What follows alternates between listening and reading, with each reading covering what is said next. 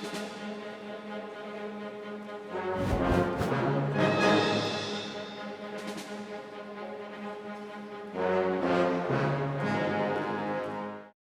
오늘 하나님 말씀 마가복음 10장 45절, 빌립보서 2장 5절로 8절 함께 읽겠습니다. 마가복음 10장 45절 시작. 인자가 온 것은 섬김을 받으려 함이 아니라 도리어 섬기려 하고 자기 목숨을 많은 사람의 대속물로. 아멘. 빌립보서 2장 5절로 8절 시작. 품으라 곧 그리스도 예수의 마음이니 그는 근본 하나님의 본체시나 하나님과 동등됨을 취할 것으로 여기지 아니하시고 오히려 자기를 비워 종의 형체를 가지사 사람들과 같이 되셨고 사람의 모양으로 나타나사 자기를 낮추시고 죽기까지 복종하셨으니 곧 십자가에 죽으심이라. 아멘.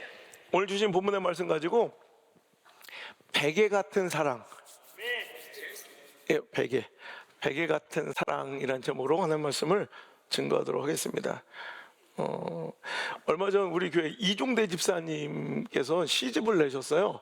근데 그 시집의 타이틀이 베개인데, 그래 원래 시집은 거의 제일 메인 되는 시의 제목을 시집 전체 제목으로 쓸 때가 많은데 이번 시집도 그렇더라고요.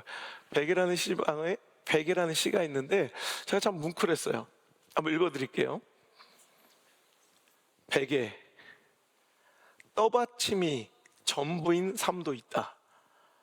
세상 향한 몸부림에 지쳐 쓰러지거나 술에 절고 찌들어버린 영토가 엎어져도 받뜸만이 전부인 들뜬 사랑도 이별의 뒤척임도 끊임없는 한숨까지도 모두 다 받아주며 땀에 찌든 제 한 몸 구겨지거나 찌그러지거나 돌아보지 않고 고단한 육신 누일 안방 작은 침대에서나 바람 부는 들판에서나 혹은 호스피스 병동에서도 떠받뜸만이 전부인 성자가 있다.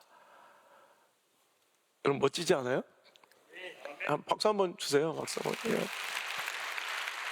혹시 이종대 집사님 여기 계신가? 소식 계셔도 내가 얼굴을 잘 몰라. 하여튼 제가 이 시를 읽으면서 참 뭉클했어요. 익숙해져 너무나도 당연하게 여겼던 베개라는 물건은 참 생각해보니까 고마운 물건이에요. 사람이 하루 종일 밖에서 온갖 일을 겪고 돌아와 지친 몸 베개에 누우면 베개는 아무 말을 하지 않고 그것을 다 받아내요. 자기들처럼 머리가 커서 무거워도 아무 말 않고 받아주고, 저처럼 막 수없이 뛰고 일하다가 씻지도 못하고 땀에 젖은 채로 고개를 쳐박아도 다 받아내줘요. 때로는 너무 서글프고 서러운 일이 있어 아무도 듣지 못하게 고개를 베개에 쳐박고 주룩주룩 눈물을 흘려도 아무 말 없이 그 눈물을 받아주는 게 베개더라고요. 때로는 내가 원통하고 막 분통 터져서 밤새도록 뒤척거리며 화가 나서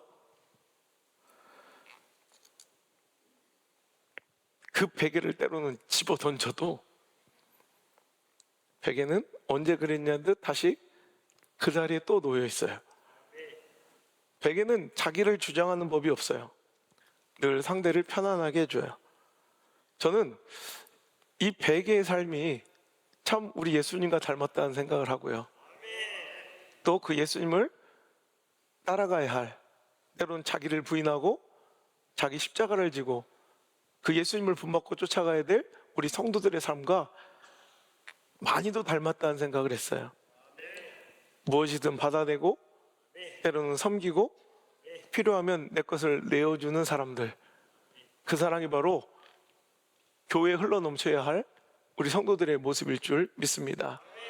그런 사람이, 그런 사랑이, 그런 교회가 하나님께서 기뻐하시는 사람일 줄 믿습니다. 베개 같은 사람은요, 다른 사람의 짐을 받아주는 것을 기뻐해요. 사람은 누구나 자기 인생의 무게를 짊어지고 살아가죠. 제가 목회하다 보면 어떤 이들은, 여러분들은 그냥 편안하게 마치 호수에 떠 있는 백조처럼 교회는 우아하게 즐겁게 잘 돌아가는 것 같지만, 그 이면에 수도 없는 발길질로 그냥 어찌 보면 한 주 한 주를 버틴다고, 그냥 살아낸다고 표현해도 과언이 아닐 만큼 수많은 일 가운데 막 그냥 하루하루를 버텨내는 게 목회예요. 왜냐하면 하루도 바람잘 날 없고 하루도 문제 없을 날이 없고, 여러분 삶 가운데 고통과 고난과 어려움과 문제와 기도 제목 없는 사람들이 없잖아요. 그죠? 없다고 주장하면 그건 문제가 없는 게 아니라 생각이 없는 거예요. 그러니까 생각 없는 사람도 힘들고, 그죠? 문제 있는 사람 만나도 힘들고, 어떤 사람은 누구에게도 말 못할 가정의 짐을 가지고 와요. 어떤 사람은 가슴 답답하고 터질도록 괴로운 자녀의 짐을, 자녀의 문제를 가지고 와요. 어떤 사람은 치열한 삶과 직장의 문제와 무게를 짊어지고 와요. 어떤 사람은 누구에게도 말하지 못한 채, 자기 남편에게도 털어놓지 못하고, 때론 친정 부모에게도 말하지 못한 채 속으로 삭혔어야 할, 문드러지대로 문드러진, 멍들대로 멍든 시퍼런 자기 가슴과 아픔을 가지고 교회에 와서 그것을 털어내요. 그럴 때 신앙의 성숙함은 이렇게 대하는 거예요. 넌 왜 이렇게 무거운 것을 내게 갖고 왔어? 왜 우리 교회 이런 걸 갖고 왔어? 라고 얘기하는 것이 아니라, 그 무거운 짐을 여태껏 네가 혼자서 지고 있었구나. 이리네, 이제 우리가 좀 받아줄게. 내가 좀 받아줄게. 라고 이야기할 수 있는 것이 교회의 모습이고 목회자의 모습이고 성도들의 모습이 되어야 할 줄 믿습니다. 갈라디아서 6장 2절은 말씀합니다. 너희가 짐을 서로 지라. 그리하여 그리스도의 법을 성취하라. 하나님의 법, 하나님 나라가 성취되는 것은 분열되고 분정하고 갈등하고 싸우고 화내는 것이 아니라, 어떨 때 하나님의 짐, 서로에게 맡겨진 짐들을 서로 짊어질 때 그리스도의 법이 성취될 줄 믿습니다. 중요한 것은 예수님께서 너희 짐을 없애주마 하신 것이 아니라, 그 짐을 함께 져주고 네가 감당할 수 있게 해주마 하시고 약속하신다는 거예요. 예수님께서는 우리 죄를 대신 짊어지셨습니다. 저 십자가는 예수님께서 우리의 스스로 해결할 수 없는 죄의 짐을 받아내신 자리예요. 우리가 감당할 수 없는 죄의 무게를 예수님께서는 받으시기 위해, 감당하시기 위해 여러분 아무 죄 없이 정죄받으시고 십자가를 지시며 오늘도 이 땅에 오셔서 그 고난을 당하셨다는 거예요. 왜? 우리의 아픔과 상처를 다 공감하시기 때문에. 여러분, 어떤 사람들은 남의 상처와 아픔에, 자기 상처와 고통에는 얼마나 민감한지 조금 더 손해 못 보고 조금 더 그냥 양보를 못해. 그런데 다른 사람의 아픔과 고통에는 너무 공감 능력이 없는 사람도 있어요. 이런 걸 전문 용어로 사이코패스다 그러네. 연구조사에 의하면 우리나라 성인 3명 중 1명이 이 사이코패스적 기질이 있다고 해요. 다른 사람의 고통과 아픔은 안중에도 없고 관심도 없고 공감 능력이 없고 이해하지 못하면서 자기는 조금 더 아프면 안 되는 이런 사람들이 있다는 거죠. 여러분, 교회도 그냥 뭐라고 할 것 없이 이 중에 3분의 1은 사이코패스다. 이상해질 수밖에 없는 게 교회다. 근데 그럴 때 여러분 똑같이 굴지 말고 오늘도 그 짐을 서로 짊어지려고 할 때 우리 교회에서 하나님의 법은 성취되고 하나님의 뜻은 이루어질 때, 오늘 말씀처럼, 오늘 오전의 말씀처럼 우리가 화내고 성내는 것은 하나님의 의를 이루지 못하게 하신다.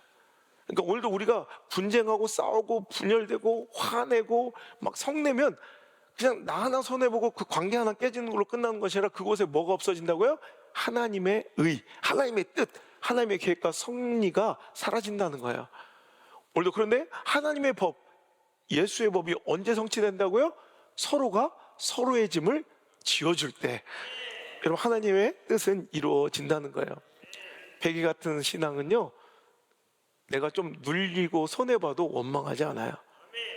베개는 사람이 머리를 올려놓는 순간 자기 형태를 잃어버리고 눌리게 돼요.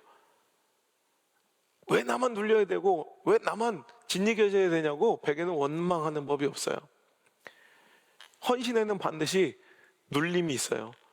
섬긴다는 것은 때로는 내가 손해보는 거예요. 여러분, 헌신의 의미, 그 정체는 손해보는 거예요. 그래서 섬김의 그 원천과 정체는 손해보는 거예요. 때로는 내 시간을 내줘야 되고요, 내 물질을 내줘야 되고요, 때로는 내 자존심을 내줘야 돼. 내가 왜 이런 대접을 받아야 되는지 알지 못하지만 때로는 그걸 해야 하나님의 법이 이곳에서 성취가 되고, 여러분, 많은 사람들이 회복되고 소생되고 살아날 기회를 얻으라는 거죠. 내 계획을 포기해야 될 때도 있고요, 또 내 생각을, 내 주장을 접어야 될 때도 있어요. 그래서 진정한 헌신에는 항상 십자가가 있는 거예요. 빌립보서 2장 5절, 오늘 우리가 읽은 말씀에는 예수님이 참 베개 같은 삶을 사셨어요. 너희 안에 이 마음을 품어라. 곧 그리스도 예수의 마음이니. 이게 바로 베개 같은 삶이에요. 그는 근본 하나님의 본체시나 하나님과 동등됨을 취할 것으로 여기지 아니하고 오히려 자기를 비워, 자기 형체가 눌려졌어요. 종의 형체를 가져. 여러분, 오히려 내가 손해보고 나를 잃어버려. 그러니까 내 형체가 눌려지고 내가 못나져도 오히려 나를 주장하지 않고 내 하나님과 동등된 그 본체를 버리고 오히려 낮아져서 나를 주장하지 않고 그냥 눌려지는 대로, 머리가 뒷장구면 뒷장구대로, 머리가 큰 놈이면 큰 대로, 작은 놈이면 작은 대로, 땀 묻었으면 땀 묻은 대로, 새우잠을 자면 새우잠을 자는 대로, 똑바로 자면 똑바로 자. 그냥 그 사람이 눕는 거에 따라 내 모양과 형태가 바뀌어도 원망하거나 불평하거나 억울해하지 않고 그 모양을 다 받아주는 거야. 바로 예수님이 그런 거예요. 자기를 비워 종의 형체를 가지사 그 사람처럼 되시. 이게 공감 능력이에요. 공감. 사람의 모양으로 나타나사 자기를 낮추시고 죽기까지 복종하셨으니 곧 십자가의 죽으심이라. 이런 예수님의 그 십자가의 죽으심은 바로 베개 같은 삶의 모델이었고, 오늘도 성경은 말씀하시기를 봤지 참 대단한 분이지, 그게 아니라 너희도 이 마음을 품어라. 그 베개 같은 사랑, 그 사랑이 우리가 품어야 될, 여러분, 사랑인 줄 믿습니다. 여러분, 시간이 있는 자 시간을 들이십시오. 재능이 있는 자 재능을 들이십시오. 물질이 있으면 물질을 들이십시오. 힘이 있으면 힘을 들이십시오. 여러분, 그러나 여러분 꼭 기억해야 될 것은 베개 같은 삶이 나를 비우고 나를 잃어버리고 나를 그냥 내 주장을 다 죽이고 죽기까지 복종하여, 예수님의 십자가의 사건은 꼭 실패처럼 보이지만 여러분 기억하세요. 절대로 하나님께서 원하신 대로 베개 같은 사랑으로 예수님처럼 자기를 비우고 십자가를 선택했을 때, 여러분, 예수님의 죽음이 죽음으로 끝나지 않았던 건 아시죠? 부활하신 것처럼 죽음 뒤에 부활이 있을 것이고. 할렐루야. 여러분, 이것이 하나님의 원리이고 원칙이에요. 낮아짐 뒤엔 높아지심이 있고, 섬김 뒤엔 영광이 있고, 헌신 뒤엔 열매가 있고, 반드시 당신의 십자가 뒤엔 부활이 있을 줄 믿습니다. 그러므로 성도 여러분, 지금 내가 누군가의 베개 같은 삶이 되어주고 있다면 그걸로 인해서 억울해하지 마시고 서운해하지 마시고, 그 뒤에 있을 영광, 그 뒤에 있을 높음, 그 뒤에 있을 생명, 그 뒤에 있을 열매를 기대하며 오늘 그 길을 포기하지 않았으면 좋겠습니다.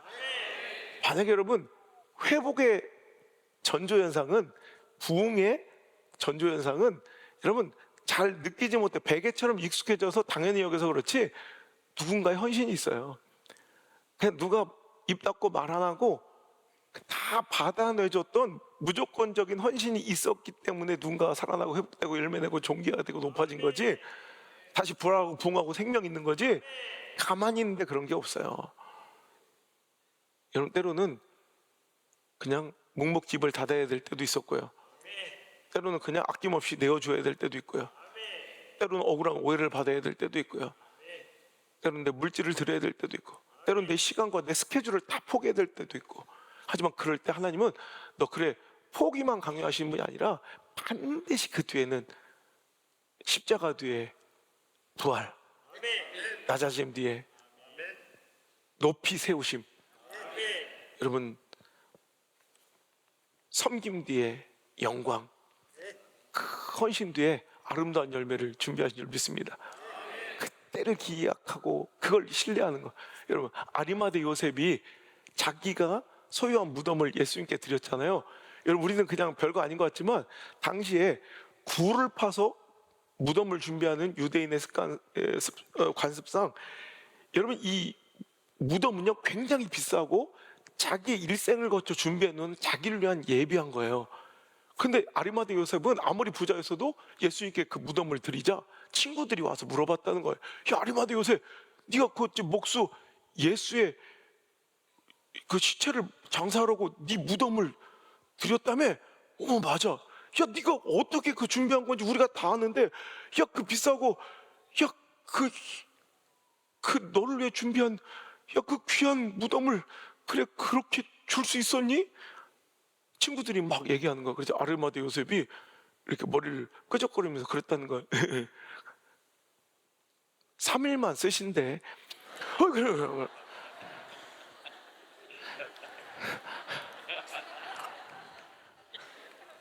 그 정도는 해줄 수 있지 않아? 그게 믿음이야. 여러분, 다 드리라는 거 아니에요. 탈탈 베껴 먹겠다는 게 아니야.